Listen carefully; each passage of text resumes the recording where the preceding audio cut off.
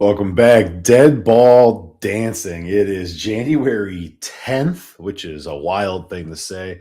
Justin, we got some Chicago Bears fans popping off in the chat already this morning. That is warms my heart. It's NFL playoff season. Yes, sir. But man, we're here to talk some conference hoops. Yes, we are. College basketball heating up. The conference season started really well so far. We got some huge games Yep. in some of the bigger conferences today, Tuesday, Thursday, kind of rolling through here. But Justin, I have one question for you. Yeah. You know Christmas is over, right? No. Christmas in this house is never over, Rick. Christmas is the best time of the year. Granted, this year it was a little hectic because we had way too much family in town. And obviously with a 10-week-old daughter, that makes things a bit more complex. But yeah, lights go up on November 1st. Lights come down this upcoming Sunday. So that'll never change. And in fact, I'm probably going to extend that window every year just because I love the holidays and I love holiday hoops. So, this will be the last episode with the lights up. But yeah, love Christmas, love the holidays, brother. So it's never over. Well, we've got a packed show, a good amount of movement inside the top 25. And Sir. as you can see on your screens, some movement inside our top 5. Sir. So why don't we start there? For weeks, we have been talking. Oh man, I just noticed they didn't flip the logos in the top 5. At least it's not like a Michigan Ohio State thing. Apologies for that, team. Anyway, the names are right, the logos are wrong. Yes, but we've been talking for weeks about Nebraska and Vanderbilt as legitimate contenders. Yep. Obviously now they raise into our top 5 here last week. They kind of are hanging out now. This feels like it's solidifying. Where in this top 5 do you see the most movement potential over the next couple weeks here? Is there a team you're looking at to slide or to climb, or is this kind of set for now? Yeah, I think it's really set for now, Rick. I think Arizona and Iowa State, I think we had talked about it last week. I had thought Iowa State might have stumbled like they kind of do every year, but man, they seem solid, and so does U of A. So I think, Big 12 is going to stay 1 and 2. And so essentially those two teams have to play each other. I'm going to get into Michigan a little bit later, but it feels like Michigan could be potentially a little bit vulnerable. Obviously a pretty tough test against Penn State on the road without Penn State's best player. But man, I mean, just like you said last year or last week, like if you would have told us that Vanderbilt and Nebraska, would be 3 and 5 at the beginning of the season, you and I both would have been like, that's crazy. And, the team that I actually just want to focus on for a moment, and I think the team that at this point is essentially going to be number 3 for the rest of the season is Vanderbilt.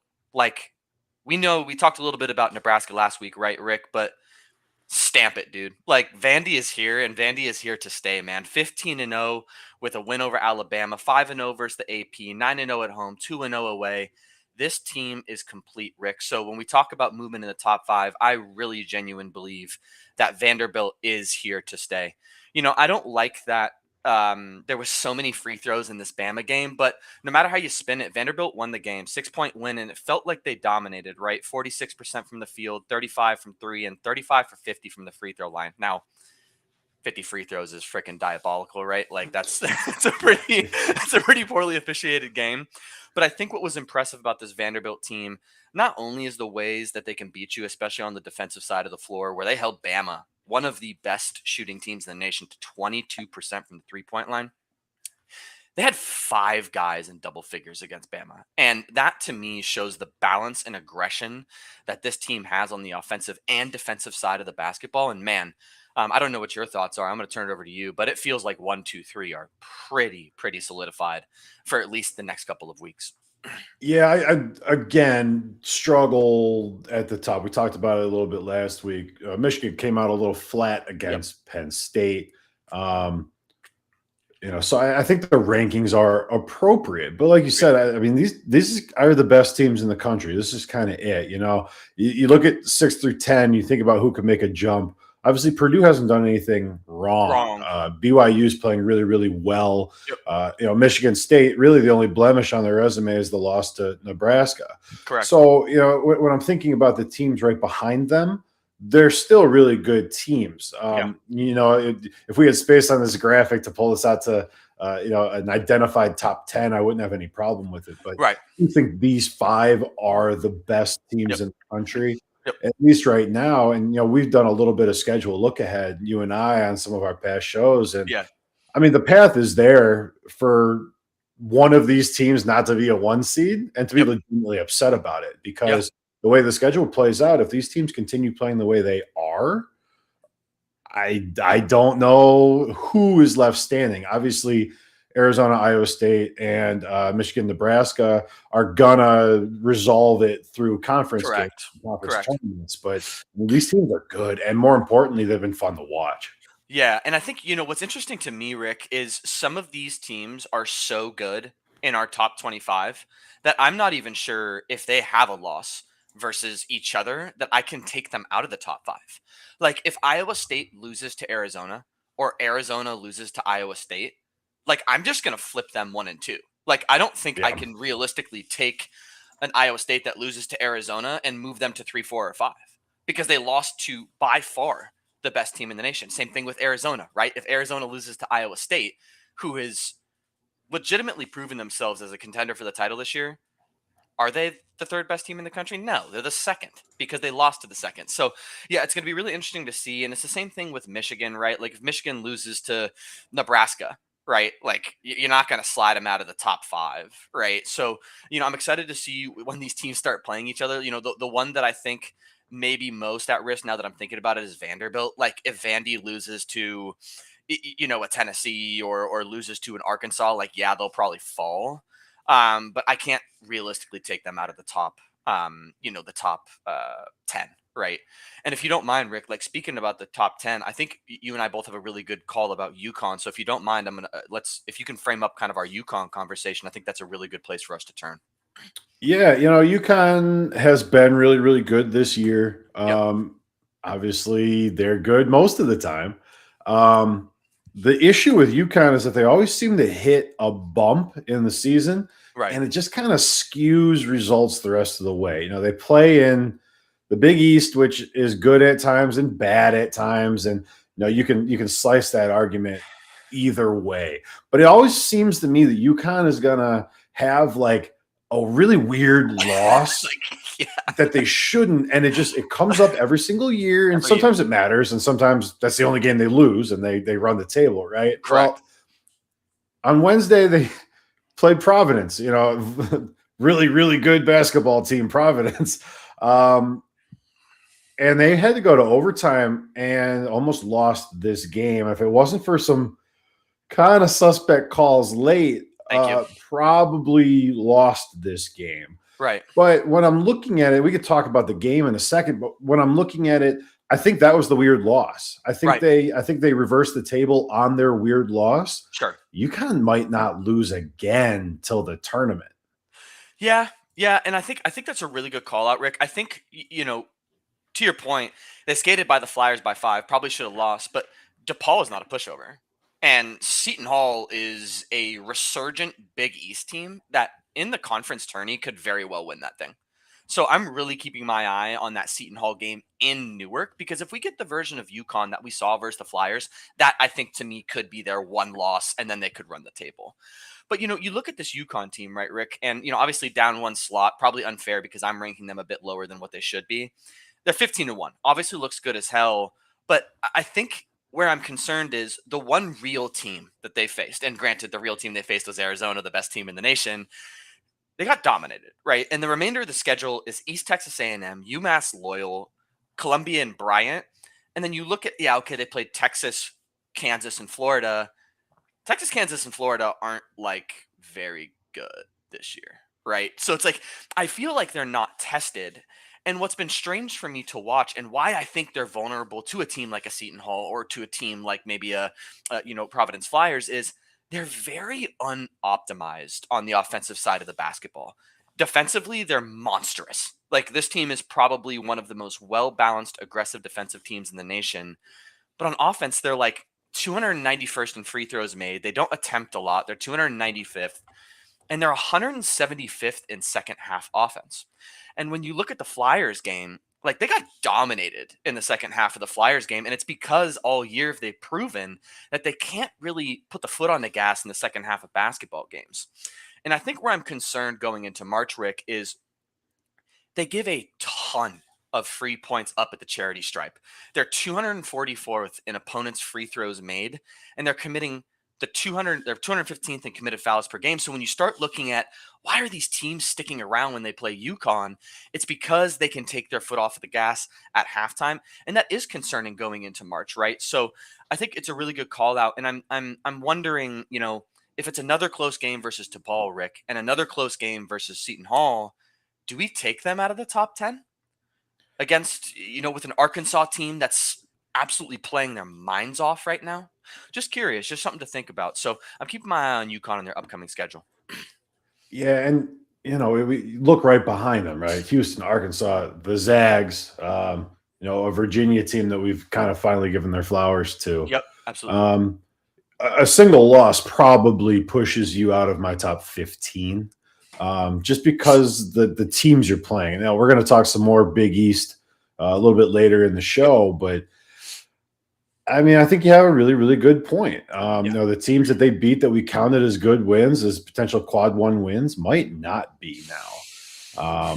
So more to come on UConn, but as of right now, they're 15-1, and they're winning the games on their schedule, which is all you can do once conference play starts. Yep. I mean, a win's a win, right? Let's talk more Vandy SEC, right? Let's look. We've slighted some of these SEC teams. You see the slide in the rankings. Yep. And are the SEC teams bad, or are they just worse than the all-time great that we saw last year?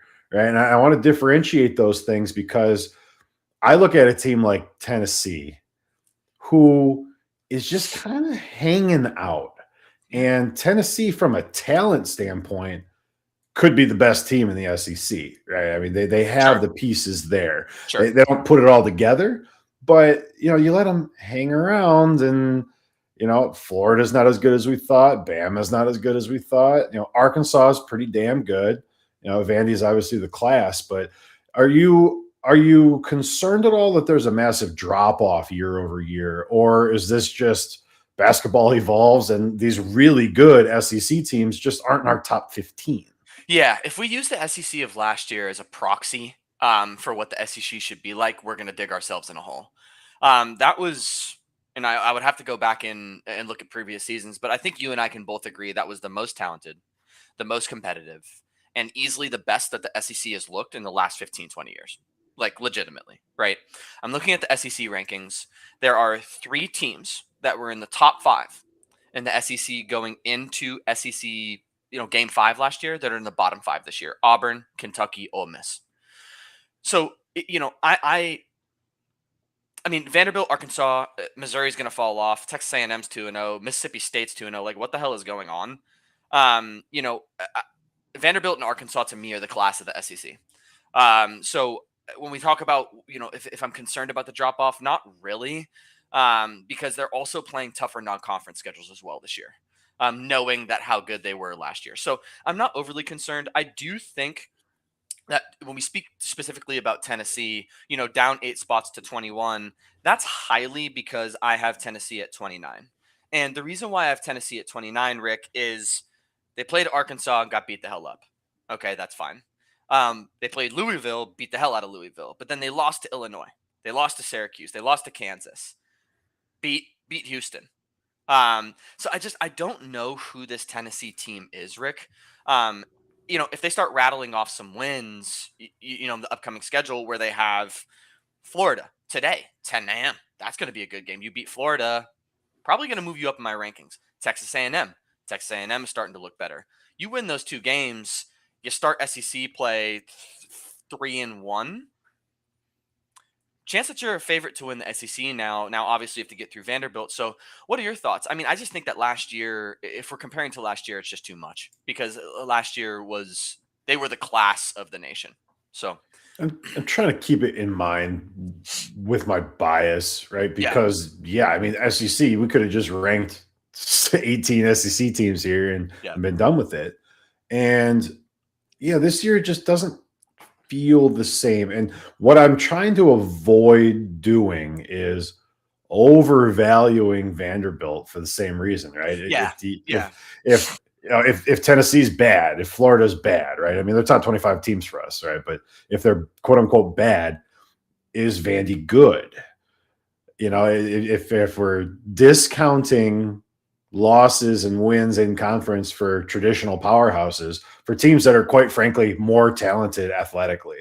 Yeah, sure. What is like, I'm trying not to back myself into a hole on Vanderbilt because I think the product on the court looks great. I think the team is phenomenal. 15-0 is 15-0, right? But like, there's only so much like, oh, well, Arkansas is good, but not that good. And Tennessee's good, but not that good. And like, oh, A&M's coming up, right? Like there's some kind of detriment, right? Like the only reason you can say Texas A&M is like getting better is because they were doing poorly, right? So Sure. I'm trying to just keep that in mind when I'm thinking about Vanderbilt. Like, is this real?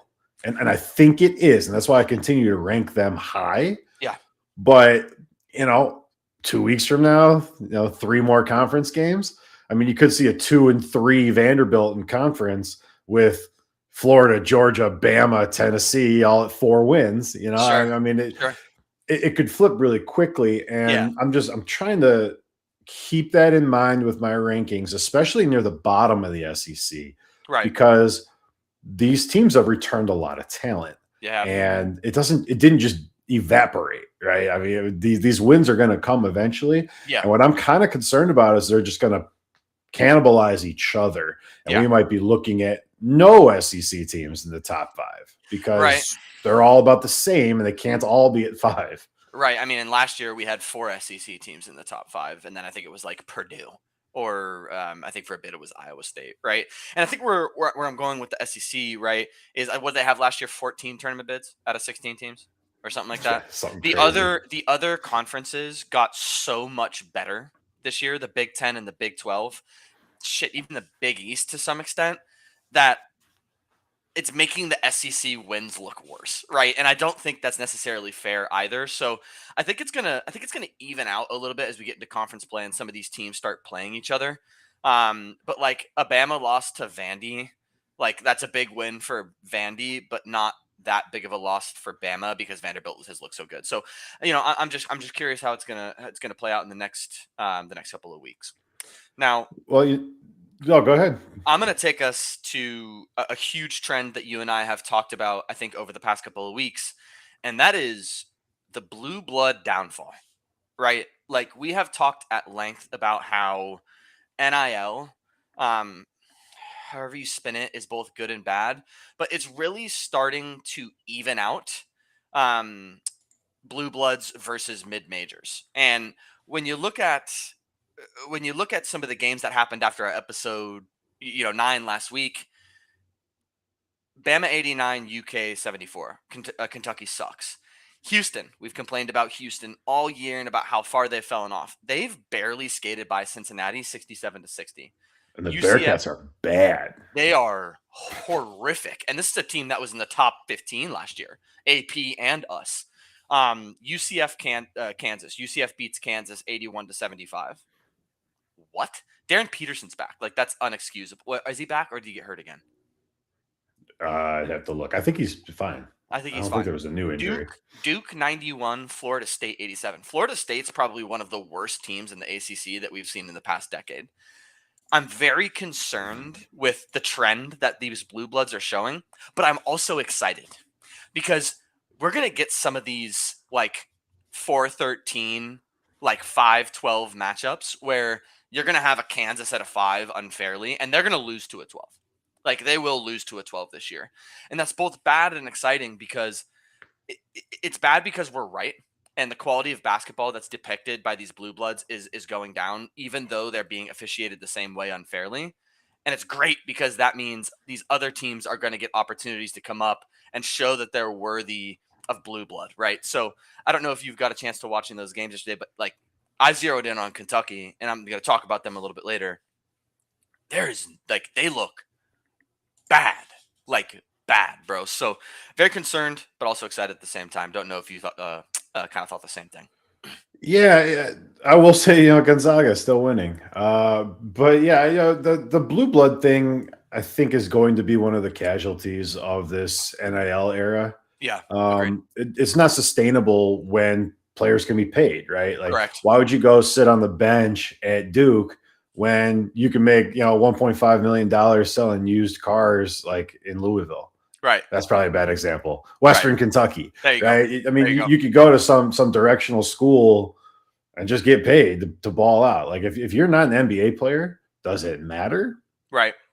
Right. And I think that's gonna, not that kid is the one that tips the scales, but as that kind of exodus happens at the bottoms of these rosters, Yeah. you're going to pump more talent into other places. And rising tide, man, it lifts all ships. And we're seeing it. We're seeing it in some of the smaller conferences. The level of talent is on the whole better. Way better. Now we are seeing their best players get poached. Yeah. Right? The best players from the small conferences, there's now money to pay these kids, and they will go sit on the bench at a major program instead of starting for instead of starting for a West Coast team. But I think the general skill level has risen across the board. I do hate to see some of that poaching. Some of these West Coast conferences, not the West Coast Conference, but some of the West Coast conferences, they've had multiple bids in the past, and I don't think it's going to happen this year. You're going to be looking at a whole bunch of these conferences with just their auto bid. Right. It's just there's not like standout players. And if everyone's better, but everyone's the same, there's still just one team getting in. Doesn't matter if your conference sucks or your conference is good. If everyone's the same, it's just an auto bid. I think that's concerning, right? Is we're talking about potential Power Four conference, and I'm going to have you take us to the ACC next, where you might literally just get your auto bid, maybe one more team, because the fall off of some of these Power Fours have been so bad that, like, when you take us to the ACC, Rick, like, talk to me a little bit about like that conference in general, because I think when we talk about blue blood fall off, that has been one of the conferences that has experienced it most. Like, it's Duke, and then who else? Well, and you confused me a little bit because you said Power Four and then you said ACC. I thought we had made the decision. I love when you do that. Miami. Here's the fun little one for you. A stat I read: Miami just won their first ACC road game in 2 years, 24 calendar months. How? I grew up at a time, I know you did too, Miami was good at everything because they were paying their players before NIL. Correct. Now that it's legal, I don't understand how they haven't just taken the money out of the brown paper bags and put it into bank accounts. I don't exactly understand how they didn't make that jump. But I'm looking at this Duke team, and I think the concept of this being a one bid conference is probably a stretch, but it's a hell of an argument to make because Duke is going to have to work their ass off to not win this conference. Correct. This conference is awful. We've been really, really critical of Duke and the way they're playing their game. And who is going to beat them? They're better than Louisville, no question. And Louisville's probably the second best team in this conference. You could talk about Clemson, who's new in our top 25 at 25 this week. We like Virginia a lot, but is Virginia beating Duke? I don't know. The Duke plays SMU today. Why SMU is ranked in the AP poll is beyond me, but Duke's going to demolish SMU. So, I'm looking at the ACC holistically, and the worst thing that could happen is Duke dropping some of these games because that's going to cannibalize everything. I think if Duke loses some of these games against a Clemson, against a Virginia, maybe NC State, Syracuse has popped up here and there, right? Yep. I think every loss that Duke gets handed doesn't put them at risk for not winning the conference. It puts the conference at risk for having less quality wins. Correct. And a Duke conference champion is never not going to be a quad one, but if we're looking at Duke at the end of the year and it's like, well, they're not great. They're like ranked in the AP poll like 16. I'm going to have a really short list of ACC teams that I'm looking to put into tournament bids. And we know that it's not all math. We know the eye test factors in. They've done a better job recently. But what? I mean, maybe we'll put Syracuse in as a play-in 12. But remember when Duke beat them by 40? Yeah. Yeah. It's a poor conference. And again, like the only other team that I can really see potentially sliding in as a at-large is Clemson. Like, I don't think Louisville is done sliding, and we could see that Clemson popped into our top 25 here, and I think that's because I was way off on them. Every year it feels like it's between Duke and Clemson. Like, North Carolina has fallen off so drastically, like I'm not even considering them in the conversation anymore. But like, Clemson's going to steal one from Duke, and when that happens, we're going to see more movement in the top 25 than I think is probably necessary. Like, Clemson's 13-3, 8-0 at home, 2-2 away, but they are on a 6-game win streak. Now, I think what I'm concerned about with Clemson is what I'm concerned about with the entire ACC, right? And that's because every good team they play, they lose. Like, they're 1-2 versus the AP top 25. We know the AP is bullshit, but their one win against an AP top 25 team is Georgia, who is like no longer very good, right? And I think what I'm concerned about from the Clemson standpoint is what I'm concerned about for the rest of the ACC, in that the ACC is one of the worst offensive conferences in the nation, and Clemson is exhibiting that. Like, Clemson's 214th in 3-point percentage, but they're taking 25 threes again. Stop shooting threes.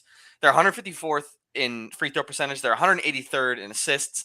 But what I think when we talk about the eye test, right? What I think about from Clemson's perspective is they pass the eye test on the defensive side of the ball, and I think that'll tip the scales in their favor so that they do get an auto bid. Like, you're not scoring more than 70 points against this Clemson team, and that bodes well in the tournament, right? They're 23rd in scoring. They're 6th in allowed assists per game. They're 13 opponents' field goals made. They're 53 in opponents' 3-point made. Like, this team does pass the eye test for me. And what I think is cool about this Clemson team is they have a very favorable schedule coming up, Rick. They have Notre Dame, Boston College. That's 2 wins. They have NC State, and then they have University of Miami. They don't play Duke until February 14th and UNC until March 3rd. Like, we're talking about a Clemson team that could very well be no loss by the time they play Duke. They're 3-0 now. Like, there's a chance they're going to go, both Duke and Clemson are going to be undefeated going into their matchup with each other. And then when one of them loses, like, what happens? So, yeah, I think the ACC is concerning for me in general. I'm going to make the prediction, and this is probably a bit bold, that they're only going to get Clemson and Duke in March Madness this year. And we're going to talk about the ACC being one of the worst conferences we've seen in the past decade. Well, and watch out. Sneaky little West Coast trip here for Duke. Cal is better than their record suggests. Probably not good enough to beat Duke, but they play really physical. They do. And then 3 days later, Duke plays at Stanford. So if there's a spot, it's this West Coast trip for Duke. If these two teams can pile on and do some body blows here, they come home, play Wake and Louisville. So yeah, not saying it's going to happen, but I'm saying watch that Duke Cal game on Wednesday because that could be an interesting one. And I think they skate by Cal, right? But I'm concerned about that Stanford game. Like, this Stanford team, like, my bad. Like, this Stanford team's actually pretty good. 2-1. They're on a 2-game win streak. 13-3 this year. Like, this Stanford team can play. I know we talked about how Cal is a bit inconsistent. They're 13-3 as well. 12-1 at home. California Golden Bears are. So that doesn't bode well for a Duke team who had their largest deficit of the season in their recent game against, was it that Louisville they just played, Rick? Yeah, versus Louisville. They were down, I want to say, like 11 in the first half, and only won that game because Cameron Boozer is probably one of the best prospects we've seen, in recent times. So watch out for the ACC. That Cal game is 11 p.m. Eastern time. That seems like a trap, doesn't it? So keep your Just eye on it. saying. Keep your eye on it. Just saying. Justin, I watched a Wisconsin basketball game Yeah. against my better judgment. Yep. They play Michigan today. I'm not gonna do that to Yeah, myself. don't do that. Yeah. Trigger warning. I'll tell you guys what I told my partner. I said I'm going to practice some self harm and put on the Badger game. And they played UCLA really, really well. They played like the Badger team I talked about 8 episodes ago when we were talking about them being one of the best offensive Badger teams ever and that their defense was great, right? I give up 46% shooting from the floor and 72 points against the UCLA team playing out of their time zone is not great defense, but scoring 80 points and shooting 46 from the floor, only committing 21 fouls in a nasty, nasty game.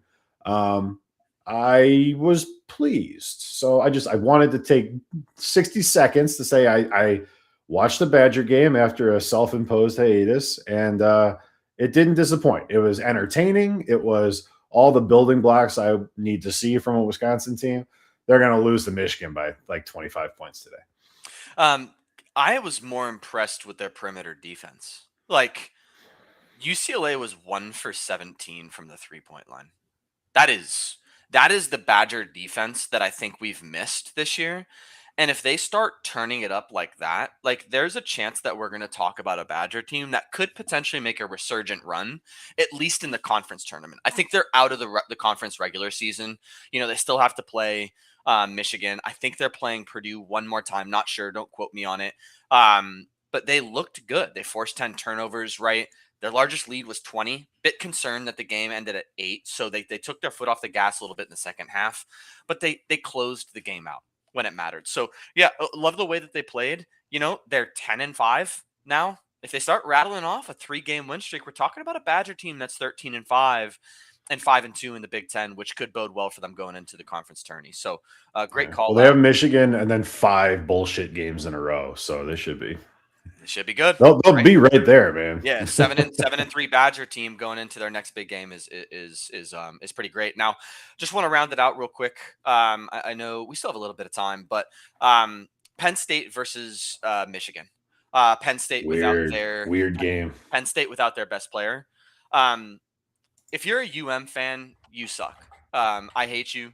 The entire state of dirty ass Michigan, whether it's basketball or football, keeps escaping with win. Like 75% of Michigan's free throws came in the second half. You take that information how you will. Michigan's looking vulnerable. They skated by TCU. They skated by Penn State without their best player. And you're saying that they're going to lose or that they're going to beat the crap out of Wisconsin. Where's the game? In Michigan. It's in Ann Arbor. Yeah, I'm gonna keep my eye on that. Yeah, they'll probably win that game, but I hate them. And I hate Michigan, and I hate Michigan fans. Now, I do want to take us to a bit more positivity, and I know we talked about this conference at the beginning of the season. They're not necessarily in the top 25, Rick.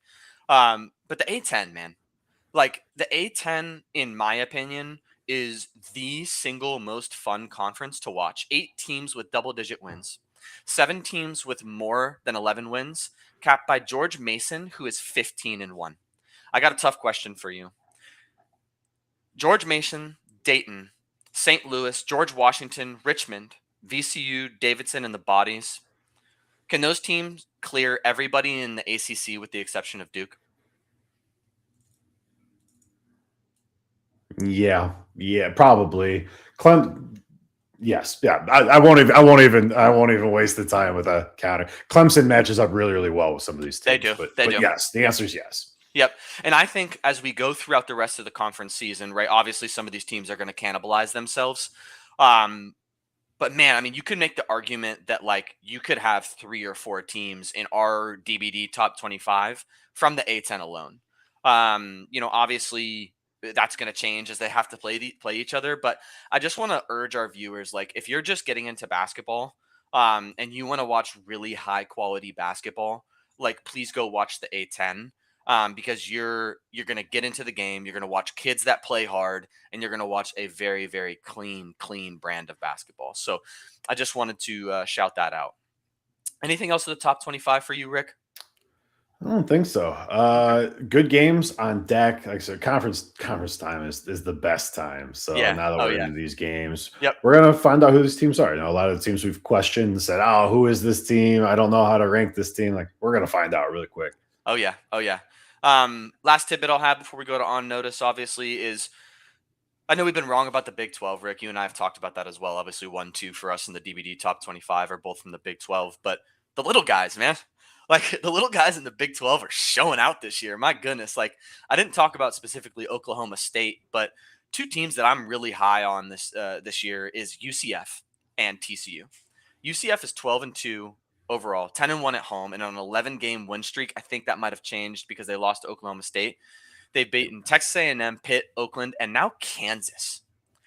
They were one of the teams to try Vanderbilt the closest. They only lost to Vandy by 11. This UCF team is highly explosive on the offensive side of the court. 26 in scoring, 48 in assists, 14 in field goals made, and 60th in assist to turnover ratio. Keep your eye on them. If they get up here and start winning some of these conference games, we're going to talk about a UCF team that could be in our 21-25 range. TCU. TCU is, with the exception of Penn State, the team that tried Michigan the closest. We know Michigan's number 4 for us. 11-4 overall, 8-3 at home, 6-game win streak. I think that might have just changed as well. My comments are a bit updated. I'm sorry. Good wins versus Wisconsin. They beat Florida. They beat a really good Baylor team, and they only lost to Michigan by 4. This team is unbelievable on the defensive side of the ball, which I think bodes well in a very, very tough Big 12 conference. So keep your eye on those two teams going into the middle of the road conference games here. Very, very impressed with the little guys in the Big 12 this year. Yeah, and just a final note on TCU: they did lose, but they took Kansas to overtime at home and scored 100 points on them. So yeah, very good team. Very, very good team.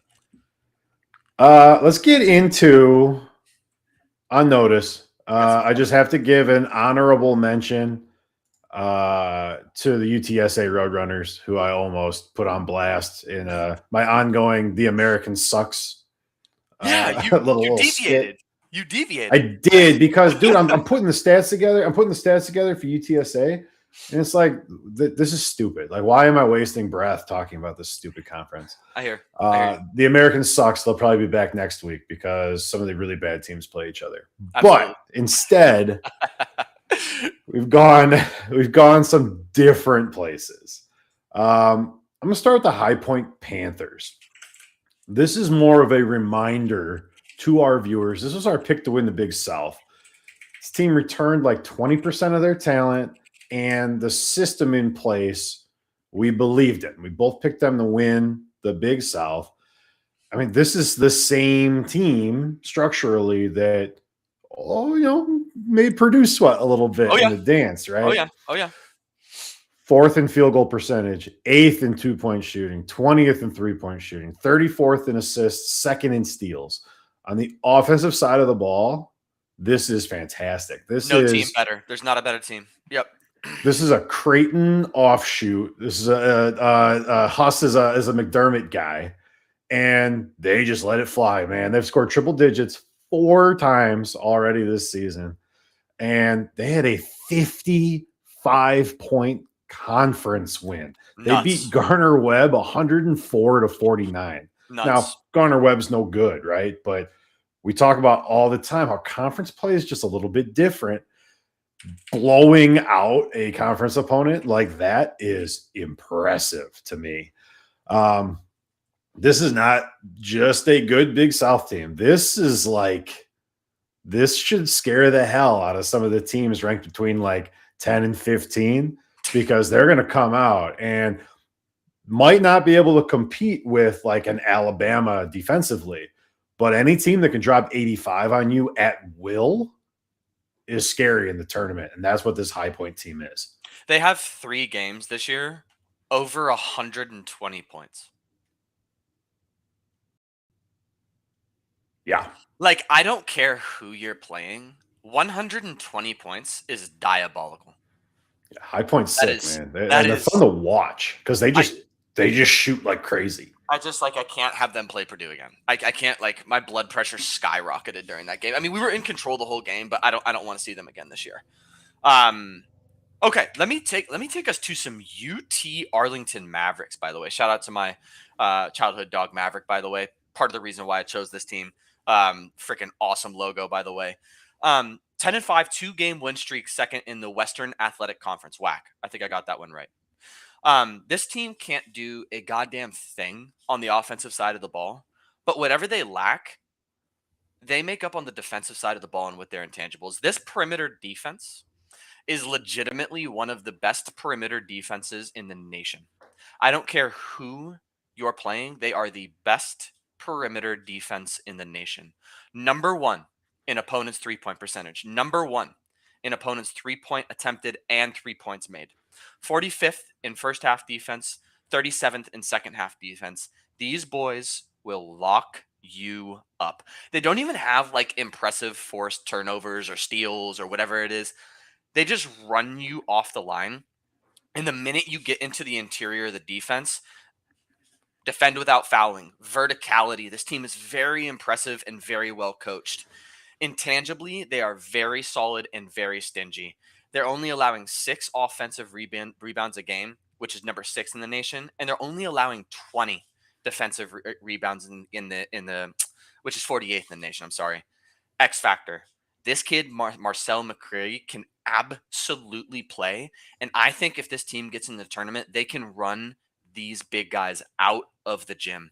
14 points, 5 rebounds, 2 assists, 2 steals on 47% from the field, 88% from the free throw line, and 40% from 3. This kid can flat out hoop. He's consistent. And in late game situations where you need a bucket, he's going to get himself a high quality shot. He's very reliable. Watch out for the UT Arlington Mavericks. I'm really hoping they win this conference so they can get kind of some media coverage on the big stage. So very impressed with this Mavericks team, and I'm really hoping they win the conference. The Toledo Rockets suck. The MAC sucks. Careful. Having Miami of Ohio at 11 in your rankings is a disservice to America. False. Absolutely false. 11 is insane. 11 is exactly where they deserve to be. Exactly where they regardless. We'll talk about this next So they played Toledo and Miami played yesterday. Miami was up 20 points at the half. You look at the final score and it's like, oh, Toledo played Miami pretty tight. No, they didn't. Miami gave up on playing at halftime when they were up 56-36 at the half. Toledo, the more I dug into their peripheral stats, the worse it got. Like the max usually like, hey, put up 80, you win the game. First one there, we just call it, right? Toledo can't stop anything. No. They might not even make the NIT. No. They are so bad. They are 255th in defensive rebounding. Now, part of that, Justin, is that they are 324th in opponent field goal percentage shooting allowed. So there's not many rebounds to get because they are bottom 6th in the country at allowing shots. They just don't play any defense. Teams penetrate so deep on this Toledo D. And then when they get the ball going the other way, they can't shoot the 3. They do.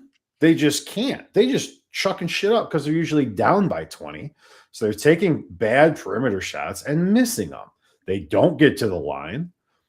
I dug in the stats. I'm like, what's something nice I can say about this crap-ass Toledo team?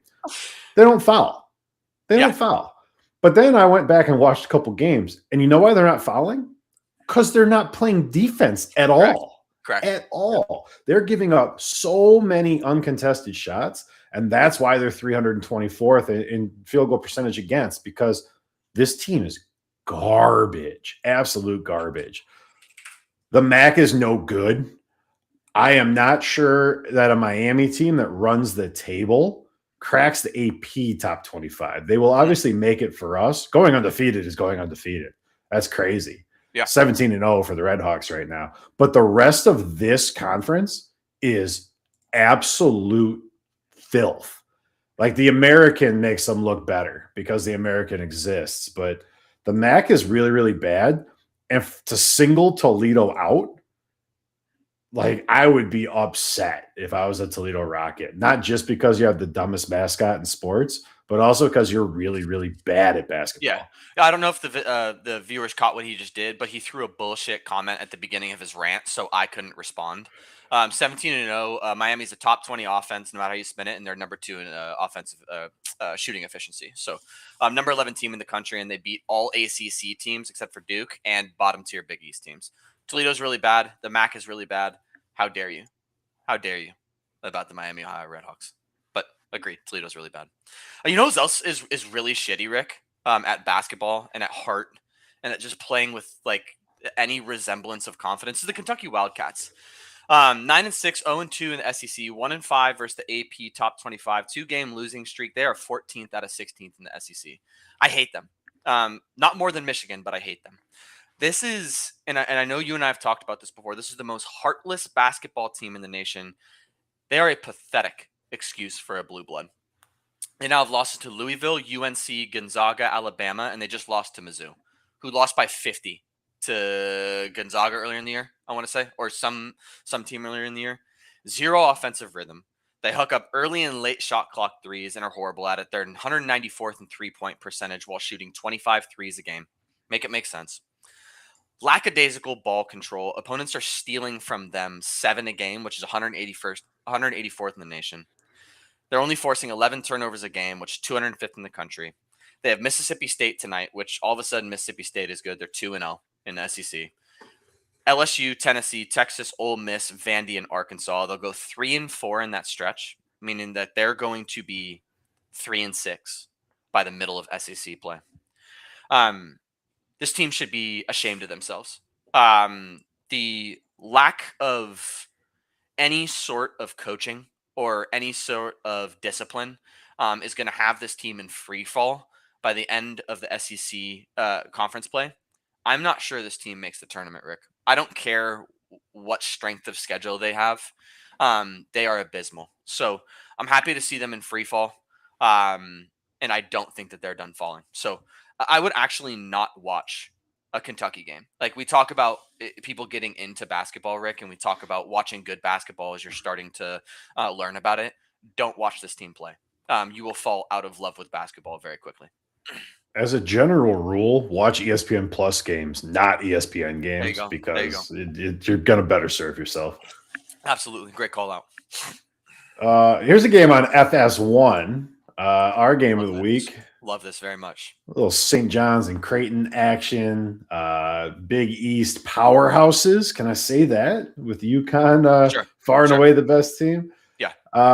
This is sitting Creighton 1.5. Totals up to 155.5. Yep. This game from Omaha. Yep. Talk to me about some St. John's and Creighton here, bud. Yeah, so Creighton's at 67, which is unfair because I haven't updated their ranking. So that's on me. I have them at 107 after some pretty bad losses earlier in the season. So that's not an accurate depiction of where they should be. I'm going to start us off with some St. John's, right? And then you could talk to me a little about St. John's. So to me, this St. John team, this needs to be a statement. Yeah, I'm having a bad year, but don't forget who's at my helm, right? Don't forget who has the keys to the car. They have good wins and even some good losses, but this is not the team from last year, right, Rick? And I think you and I have discovered that very early. We've talked at length about how St. John's holes on the offensive side of the basketball, and they fixed that, right? They fixed that. 37th in scoring offense, 8th in free throws made, 28th and 45th in first and second half offense, and they're 27th in offensive rebounds. But the problem is, in fixing their offensive holes, their defense has suffered, right? This is a team that was top 2 in defensive rating last year. They're 126th in scoring defense. They're 179th in allowed field goals made. They're 206th in committed fouls. And they're 131st in defensive rebounds. Now, for St. John's, the key for them is that they have a very, very stingy perimeter defense. So when we talk about the keys to the victory for St. John's Red Storm is full court pressure, right? Creighton has proved they cannot really scheme against 40 minutes of in-your-face full court defense, right? The minute the ball is tipped, this team, St. John's, needs to get into their full court press. Bully ball, right? We talk about St. John's athleticism and size. Creighton's defense can play really, really smart and really stingy at the charity stripe, right? You need to get downhill from the jump. You need to get them into foul trouble and you need to bully them on the boards. You're averaging 12 offensive rebounds a game. Creighton is allowing 11, which is 311th in the country. So to me, those two are the keys for St. John's and the X factor, right? We know that Ejiofor, is that his name? Ejiofor, I think. That's as close as I'm going to get. Yeah, that dude can show out, bro. 16 points, 8 rebounds, 3 assists, 2 blocks on 53% from the field, 72 from the line, and even 30 from 3 for a big is really good. Who's going to help him, right? Hopkins, Jackins, Sellers, and Sannon. Sannon's that horrible guy from Arizona State. Your next top 4 scorers are shooting less than 45% from the field. If they go cold, Creighton is going to blow them out. They need to all shoot above 45% from the field if St. John's even has a chance. So before I get into Creighton, Rick, I want to turn it over to you and see if there's any keys for you for St. John's going into this really, really tough conference game. Yeah, you got to run this Creighton team off the line. If you can force them to play inside, you are better. St. John's is better inside.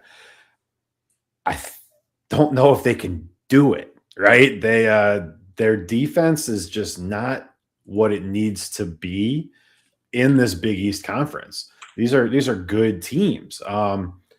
They're winning so far, but the Seton Halls and the Novas and the Creightons. I don't know if St. John's has what it takes to go a full Big East season and not just get torched from 3. So that's the key for me. And this is a litmus test game because you need to be able to do it against Creighton. This is a rematch of the Big East Championship game from last year. Obviously, they're not strangers to each other. No. But if Creighton can expose your defense with perimeter shooting, the blueprint is very apparent. Now, obviously, all the other schools in the conference, they do the same research, right? Everybody knows. But seeing it in a premier game like this, man, the next team St. John's plays, they might just chuck threes in the gym all week, not do any other drills. They got to play Marquette. Marquette can shoot 3. They can't do much else, but I mean, if that's what they do, so that's the key for me. I need to see St. John's get out to the arc and play clean defense. Yeah, agreed. And to me, actually, this boils more down to Creighton than it does St. John's, Rick. And I think Creighton's new brand, and that's kind of the way that I'm thinking about Creighton. Their new brand of basketball may be the key to winning this game. In years past, this team, the Blue Jays, by the way, sick logo, we all agree, has been solely an offensive team with a lot of holes on the defensive side of the ball. And what we're seeing is very similar to St. John's. It's almost like the two teams flipped. It's the opposite this year. This team's actually pretty solid on the defensive side of the ball. 83rd in scoring, 51st in 2-point percentage, 42nd in allowed 3 points made, and 44th in allowed 3-point attempted, right? Number 3 in opponents' free throws made versus free throws attempted, which is interesting because St. John's is number 5 or 6th in free throws made to free throws attempted, right? They play incredibly clean defense without fouling. They're 6th in the nation in committed fouls per game, than only 14. I think my concern about Creighton, right, is this offense can still hum, right? But they rely on a ton of high volume to win games, right? They're 33rd in 3 points made at 10 per game, but they're 22nd in 3 points attempted at 30. So they're 154th in 3-point percentage. They rely on a ton of perimeter offense, right, to win games. So they're not terribly efficient, right? Intangibly, they do have some holes, right? They're 12th in committed turnovers per game, which is 119th in the nation. And they're decent in defensive rebounds at, 37th in the nation at 26 a game, but they don't generate a ton of second chances, Rick, which you need to do against the St. John teams that can take care of the ball. They only force 10 turnovers a game, which is 328th in the nation. So I can't figure out this Creighton scheme very well, but I do know that they improved on the defensive side of the ball. Right. Keys for me for Creighton. This is the best all-around defense that Creighton's going to face all year. So quality over volume is the key. You have to shift your strategy, right? You're going to get ran off the line. And when you get ran off the line, you can't just go straight to the rack where St. John's can contest without fouling. They're averaging 6 blocks a game with his 10th in the nation. My key for them is get to the free throw line, get a foot in that paint, collapse their defense, dish corner three, where they're very, very, very good from an efficiency standpoint. 26 defensive rebounds is not going to win this game for Creighton, right? Neither will allowing 11 offensive rebounds, which is 310th in the nation, as we've talked about. If you don't limit St. John's second chances via O rebounds, you're going to lose very, very badly. Last one. Hands to yourself, man. Hands to yourself, right? This team can do an excellent job on the defensive side without fouling, but SJU is relentless in getting to line. They're 8th in free throws made. I mean, you have to legitimately put your hands behind your back to avoid fouling this St. John's team. Like, this team is very, very aggressive. So that's how you're going to gain your advantage. Take away 20 points from St. John's at the free throw line, cut it in half, only allow them 10. You win the game pretty easily. X factor. Dick's field goal percentage. Sounds crazy. That's his name. I'm sorry. I understand that this kid can play, right? 14 points, 4 rebounds, 3 assists, 1 steal. Your leading scorer shoots horrifically from the field. He's 42% from the field and 34% from 3. He's had 4 for 13 against Seton Hall, 3 for 9 against Butler, 3 for 12 against Marquette, and 7 for 17 against Kansas State. And those are all lesser defenses than St. John's, as you know, right? He needs to have 10 points by half on greater or equal to 50% field goal shooting for them to even have a chance in this game. So I know that was a big rant. I want you to kind of close us out here, but prediction-wise, I do have St. John's. Al put a really good prediction in the chat, I think. I got St. John's by about 5 points. And I have Creighton by double digits. Jason Green, Austin Schwartz, getting hot at the right time for this Creighton team. Josh Dix needs to do just enough. Yep. I think if they can shoot 45% from 3, they will pace this game. Yep. St. John's will have to start pushing. Yep. I'd like that game flow. I like that concept. Give me Creighton to win. I also like the over here. Yeah. Should be a pretty high scoring game, but we're going to know in the first 10 minutes. Yep. Because they're either going to be cold shooting and or St. John's is going to be all over the perimeter, all over the arc, or the opposite. And I don't think that that's the kind of thing that's going to change at halftime. Excited to watch this one today. This is a huge game, not just for these teams, but for the Big East as a whole. Up on your screen is our newest board for our picks. We post this on socials. Yes, sir. But we'll blow it up for you guys here as well. So yeah, absolutely. Good episode. A couple things to watch out from my perspective before we close. Oklahoma State, Iowa State. Be careful, Iowa State. This Oklahoma State team can play on the offensive side of the ball. I also am watching out for Arizona at TCU. Yeah, Arizona should win that game by 40 points. TCU's sneaky, though. Be careful. Virginia, Louisville on Tuesday the 13th. That's in Louisville, Kentucky. Virginia's a really good team. Look out for that. And then UConn at Seton Hall in Newark. We talked at length about how UConn's a bit interesting this year. Seton Hall is a very resurgent team. Be careful. Any thoughts for you, Rick, before we close? Yeah, I got a Thursday game scheduled. It's Gonzaga and Wazoo. If you want to see a clinic of good basketball, go watch Gonzaga win by 60 against a really horrifically bad Washington State team. Yep. That's a night game on CBS Sportsnet, which half the country doesn't have, but yep. That'll be a fun one. And then I just wanted to give a little hat tip. Don't forget that Hawaii plays late night games every time they're at home pretty much.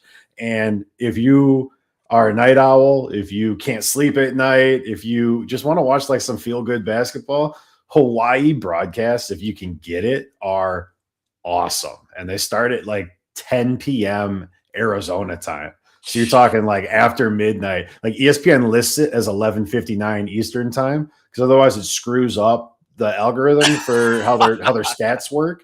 But that's a midnight game East Coast. Oh my God. Man, if you're up, that's a great time to watch some ball. Good team to watch too. Very well coached, very well balanced, and feels a little old school. Very inside out style of basketball for Hawaii. So good episode, man. Yeah, really looking forward to next week, and put some predictions in the chat. Right, put it in the comments, and let us know who you think's going to win game of the week.